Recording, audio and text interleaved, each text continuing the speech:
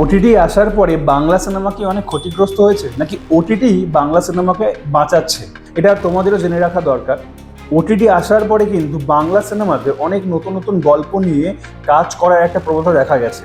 অর্থাৎ নতুন নতুন গল্প বলার একটা সাহস বেড়েছে। যেসব গল্পগুলি ডাইরেক্ট সিনেমা হলে রিলিজ করলে একটা রিস্ক থাকতো বিজনেস সাকসেসফুল হিসেবে, সেইগুলো কিন্তু এখন ওটিটিতে রিলিজ করছে, বা সেই গল্পগুলি কিন্তু এখন ওটিটিতে বলা যাচ্ছে। তাছাড়া নতুন পরিচালক, নতুন অভিনেতারা কাজ করছে, ওটিটি তাদের জায়গা দিচ্ছে। স্টার না থাকলেও গল্প যদি ভালো হয় তাহলে কিন্তু সেই সিনেমাটা একটা ভালো জায়গা করে নিচ্ছে।